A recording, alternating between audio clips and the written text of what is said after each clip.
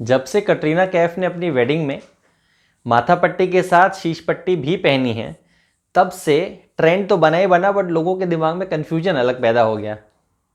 मेरे स्टोर पे कई सारी ऐसी ब्राइड्स आती हैं जो कहती हैं, या फिर जो सब्यसाची को बहुत पहले से फॉलो कर रहे हैं, उन्होंने ये ट्रेंड आज से 2-3 महीने पहले भी देखा होगा। सब्यसाची ने अपने नए कलेक्शन में निकाला था। तो जो मेरे स्टोर पे आती हैं ब्राइड्स, वो कहती हैं कि यार सब्यसाची ने तो अपनी राउंड शेप ब्राइड को भी या थोड़ी सी हेल्दियर ब्राइड को भी मॉडल्स को पहना रखा है, शीश पट्टी भी, माथा पट्टी भी, पर क्या मेरे चेहरे पे अच्छा लगेगा? क्या मुझे सिर्फ मांग टीका पहनना चाहिए, या साथ में सिर्फ और सिर्फ माथा पट्टी ही डालनी चाहिए?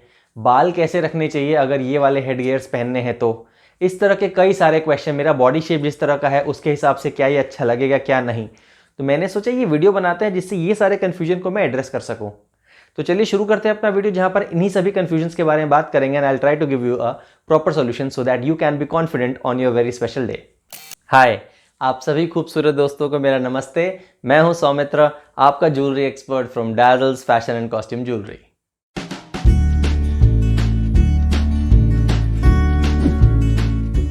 सबसे पहले बात करते हैं सिर्फ और सिर्फ मांग टीके की।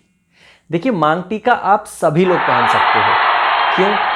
क्योंकि ये बहुत बहुत पुराना कल्चर है। So it is widely accepted कि रिगार्डलेस आपका बॉडी शेप क्या है, फेस शेप क्या है, फॉरहेड शेप क्या है, बाल कैसे हैं, आप मांग टीका पहन सकते हो किसी भी ओकेजन पे। शादी के आसपास के ओकेजन पे पहनोगे तो और भी बेहतर लगेगा। यहाँ पे सिर्फ 2 ही फैक्टर इंपॉर्टेंट है, एक मांग टीके के टिकड़े का साइज और मांग टीके का प्लेसमेंट। ये दोनों चीजें आप जो है अपनी पर्सनैलिटी या बॉडी स्ट्रक्चर या फेस स्ट्रक्चर, इन सब के हिसाब से या फोरहेड स्ट्रक्चर के हिसाब से चेंज कर सकते हो। अगर आपका फोरहेड मान लीजिए कि छोटा है, तो आपको प्लेसमेंट ऑफ मांग टीका थोड़ा ऊपर रखना चाहिए। देखिए, मांग टीके में भी ना, जब आप हाथ में लेके देखेंगे तो आपको समझ में आएगा, एक मांग टीके का टिकड़ा होता है जो हल्का सा फ्लेक्सिबल होता है, जो आपके इस राउंड यहाँ पर जो हल्का से कर्व आता है उस पर बहुत आसानी से सेटल हो जाता है। कुछ होते हैं जो बहुत हार्ड होते हैं, वो जो है अगर आप हल्का सा ऊपर खींचोगे ना तो आपके फोरहेड पे टच नहीं करेगा, हल्का सा ऐसा खड़ा खड़ा अलग सा दिखेगा। तो इस बात पे ध्यान दीजिए। और तभी जब आपका फोरहेड छोटा हो तो आप ऊपर खींच के पहन सकते हो कि नहीं सकते हो, ये आप ऑनलाइन खरीद रहे हो तो कॉल करके पूछ लीजिए, या अगर सामने सामने खरीद रहे हो तो ट्राई करके देखिए कि उसका जो फॉल है मांग टीके का वो प्रॉपर बैठ रहा है कि नहीं बैठ रहा है। देखिए, आइडियल प्लेसमेंट क्या होता है कि आपकी जो बिंदी वाली जगह है आईब्रोज के बीच में, उससे एटलीस्ट 1/2 इंच ऊपर या 1 सेंटीमीटर की जगह तो मिनिमम छूटनी ही चाहिए मांग टीके के एंड और आपकी बिंदी की पोजीशन के बीच में। ये आइडियल प्लेसमेंट है। अगर आपका माथा बड़ा है तो आप उसके नीचे ऊपर नीचे ऑल्टर कर सकते हो पोजीशन को, कोई दिक्कत नहीं है, बट ये मिनिमम आपका गैप बचना ही बचना चाहिए। जहां तक साइज की बात मैंने की, साइज अगेन आपके फोरहेड स्ट्रक्चर पे बहुत ज़्यादा डिपेंड करेगा। सीधी सी बात है, अगर आपका छोटा फोरहेड है तो आप बड़ा राउंड मांग टीका मत पहनिए, या बड़ा, देखिए शेप ऑफ टीका कौन सा है उस पर मैं पहले भी वीडियो कर चुका हूं, मांग टीका as per your forehead structure, वो मैं यहाँ लिंक दे रहा हूं, आप उसको आराम से देख लीजिएगा। उसमें काफ़ी डिटेल में बात की है हर फेस स्ट्रक्चर के हिसाब से किस किस तरह के शेप के मांग टीके पहनने चाहिए। बट मैं कहना ये चाह रहा हूँ कि अगर फोरहेड छोटा है या आपका ओवरऑल फेस स्ट्रक्चर ही छोटा है, फिर चाहे फोरहेड थोड़ा सा मीडियम साइज का भी क्यों ना हो, तो आप मांग टीका बड़ा मत लीजिए। देखिए, मांग टीका आपके फेस को कॉम्प्लीमेंट करना चाहिए, ओवर पावर नहीं करना चाहिए। तो सिर्फ इन चीज़ों का आप ध्यान रखो, बाकी सभी आप ओकेजन्स पे पहन सकते हो। हर पर्सनैलिटी का मालिक इसको पहन सकता है। अब बात करते हैं सिर्फ माथा पट्टी की। हेयर स्टाइलिंग की बात मैंने मांग टीके में इसलिए नहीं की क्योंकि आप बहुत तरह के वेरिएशंस वाले हेयर स्टाइल्स अपना सकते हो मांग टीके के साथ, राइट। उसमें कोई ऐसा नहीं है कि आपको एकदम चिपके हुए बाल ही रखने, ऐसा कुछ नहीं है। माथा पट्टी जब पहनने की बारी आएगी तो आपको थोड़ा सा हेयर के उस पर ध्यान देना पड़ेगा। आपको ना बेसिकली अपने हेयर डू में एक खास चीज़ ध्यान देनी पड़ेगी कि आपको हाईलाइट क्या करना है। देखिए, आप सब चीज़ यानी 5 उंगलियां घी में नहीं रख सकते कि हेयर्स में टेक्सचर भी बहुत अच्छे आ जाएं, माथा पट्टी भी बहुत अच्छी से उभर के आ जाए। Can't be there. Decide one thing. और वैसे भी शादी के बहुत सारे ओकेजन्स होते हैं, किसी एक में डिसाइड कर लीजिए कि एंगेजमेंट में आप अपने बालों के स्टाइल को फ्लॉन्ट करेंगे, शादी में आप अपने माथा पट्टी या फिर शीश फूल को फ्लॉन्ट करेंगे। तो एक बार में एक चीज़ को हाईलाइट कीजिए, यू विल बी सेट।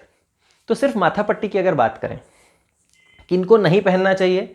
जिनका फोरहेड बहुत छोटा हो, जिनका चेहरा बिल्कुल राउंड हो, जिनका चेहरा बहुत चबी हो, या आपका ओवरऑल बॉडी स्ट्रक्चर आपको चबी लगता हो या हेल्दी लगता हो तो आपको माथा पट्टी अवॉइड करनी चाहिए। या फिर अगर आप एक्सट्रीम में नहीं भी हो, यानी एक्सट्रीमली चबी या एक्सट्रीमली राउंड फेस नहीं भी आपको लगता लेकिन थोड़ा बहुत है, तो ये ध्यान रखिए अगर थोड़ा बहुत है और आप चोकर पहन रहे हो, हाई नेक हैवी चोकर, उसके साथ माथा पट्टी मत पहनिए।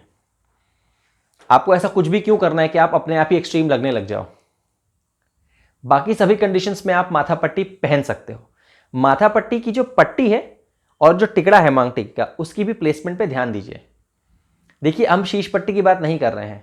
माथा पट्टी की जो साइड की पट्टी है, जरूरी नहीं है कि वो आप एकदम कर्व में लेकर के अपने हेयर और फोरहेड के बीच में जो पार्टीशन है उसी के हिसाब से लेकर चलें। It's not like a curtain जो खुल रहा है, आप उसको बिल्कुल स्ट्रेट अपने हल्का सा हेयर स्ट्रैंड्स बाहर दिखने दीजिए और उसके ऊपर से भी लेके जा सकते हो।